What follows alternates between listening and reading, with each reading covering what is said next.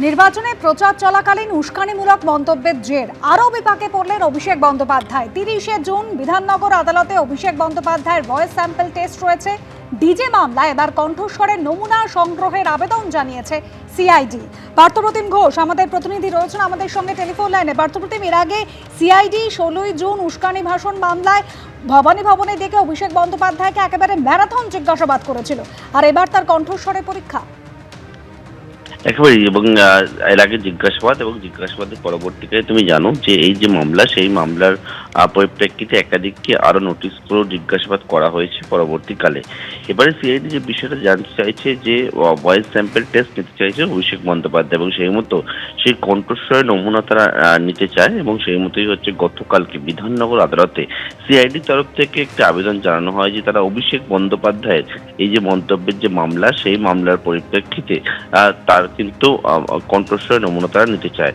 এবং যে সিআইডি আবেদনের পর কিন্তু বিধাননগর আদালত সেই আবেদন মঞ্জুর করেছে, এবং আগামী 30 তারিখ অভিষেক বন্দ্যোপাধ্যায়ের ভয়েস স্যাম্পল টেস্ট হবে, এবং অভিষেক বন্দ্যোপাধ্যায়কে বিধাননগর আদালতে যাওয়ার জন্য নির্দেশ, সেই আদালতের সেই অর্ডার হয়েছে, এবং সেখানে এক হচ্ছে সিআইডির টিম থাকবে সেখানে, এবং আদালতের মধ্যে Abhishek Bandyopadhyay voice sample test সেখানে দেবে, সেখানে ফরেন্সিক এক্সপার্টরাও থাকবে। অর্থাৎ অভিষেক বন্দ্যোপাধ্যায়কে ভয়েস স্যাম্পল টেস্টের জন্য আবেদন জানানো হয়। ডিজে মামলার যে মন্তব্য, অর্থাৎ ভোট প্রচারে গিয়ে ডিজে মন্তব্য করেন অভিষেক বন্দ্যোপাধ্যায়, এবং তাতে যেটা অভিযোগ হয় যে উস্কানি দেওয়ার অভিযোগ, এবং তাতে বেশ কয়েকটি ধারায় মামলা হয়, তার মধ্যে জামিন অযোগ্য ধারাও রয়েছে।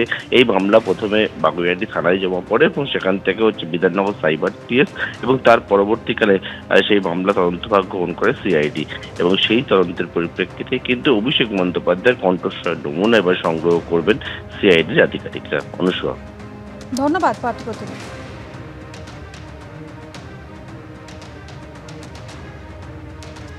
অভিষেক বন্দ্যোপাধ্যায়, তাকে এবার তার ভয়েস স্যাম্পল টেস্ট করা হবে। এর আগে ভবানী ভবনে তাকে জিজ্ঞাসাবাদ করেছিল সিআইডি, কিন্তু কোন মন্তব্যের পরিপ্রেক্ষিতে, প্রচারে গিয়ে কি ধরনের মন্তব্য করেছিলেন অভিষেক বন্দ্যোপাধ্যায়, শোনাবো এবার।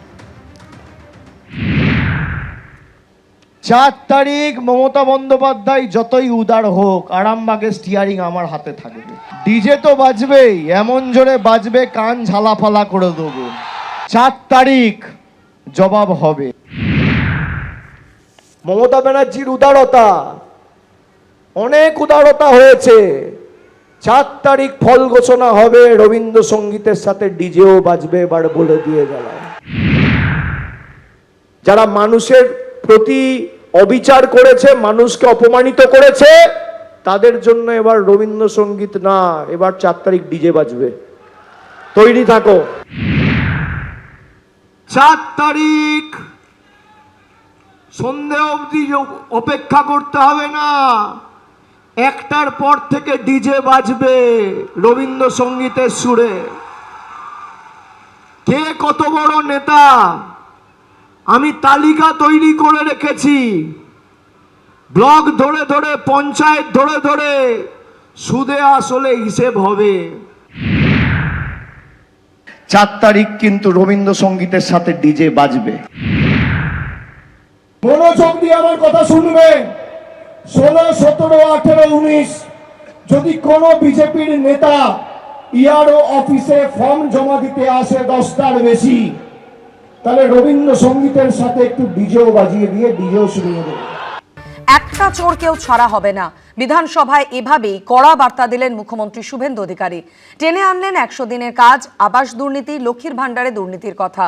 মুখ্যমন্ত্রী আরো জানালেন, দুর্নীতিতে অভিযুক্তদের সম্পত্তি বাজেয়াপ্ত করতেও নতুন আইন আনবে সরকার। একটা চোরকে ছাড়া হবে না, কোন চোরকে ছাড়া হবে না। স্কুল থেকে পুরসভায় নিয়োগ দুর্নীতি, 100 দিনের কাজ, আবাসে দুর্নীতি, বালি চুরি, কয়লা চুরি, গরু চুরি। তৃণমূলের জমানায় নানা জায়গা থেকে সামনে এসেছে পাহাড় প্রমাণ দুর্নীতি। নাম জড়িয়েছে হেভিওয়েট নেতাদের, এমনকি তৃণমূল ক্ষমতা থেকে যাওয়ার পরেও তাদের সময়কার কেলেঙ্কারির পর্দা ফাঁস হচ্ছে। ত্রাণ দুর্নীতি, মাটি চুরি, লক্ষ্মীর ভাণ্ডারে দুর্নীতির মতো ভুরি ভুরি অভিযোগ উঠছে। এই প্রেক্ষাপটে কড়া অ্যাকশন নিয়েছে বিজেপি সরকার। মঙ্গলবার বিধানসভায় দাঁড়িয়ে এ নিয়ে কড়া হুঁশিয়ারি দিলেন মুখ্যমন্ত্রী শুভেন্দু অধিকারী। সাফ জানিয়ে দিলেন, চুরি করলে সম্পত্তি বাজেয়াপ্ত এবং নিলাম করার আইনও আনতে চলেছে তাদের সরকার। আর একটা কমিশন হয়েছে, রিটায়ার্ড জাস্টিস বিশ্বজিৎ বাসু আর মেম্বার সেক্রেটারি, যার নাম শুনলে অনেকেই আপনারা ভয় পান, এডিজি র্যাঙ্কের আইপিএস কে জয়রামন।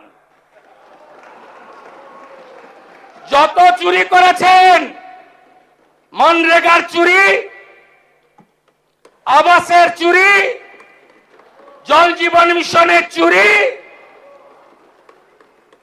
লক্ষ্মীর ভান্ডারে চুরি, যত চুরি করেছেন এই কমিশনে অভিযোগ পড়বে এবং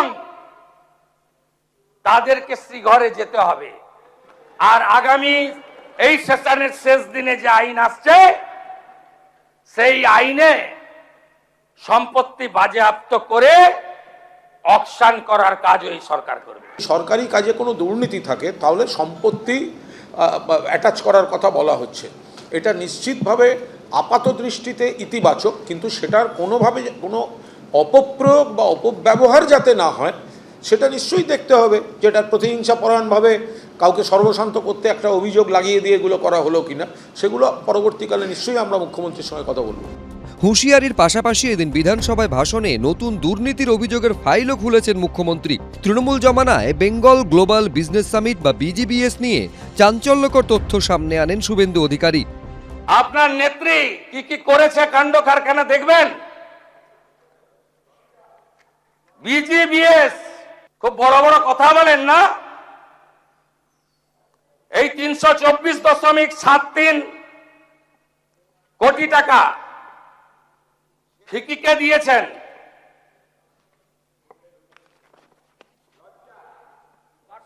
দেখবেন প্রাক্তন মুখ্যমন্ত্রী মমতা ব্যানার্জি 324 কোটি, এ তো হিমশৈলের চূড়া মাত্র। আপনি এটা করতে পারেন?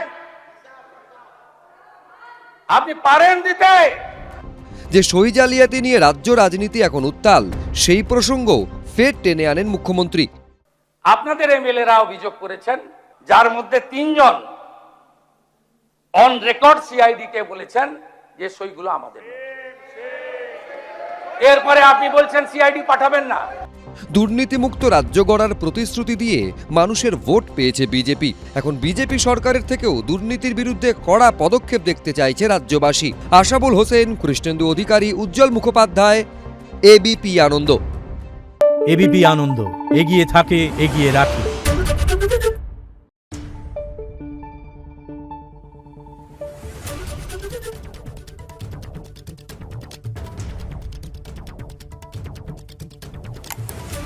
Thank you.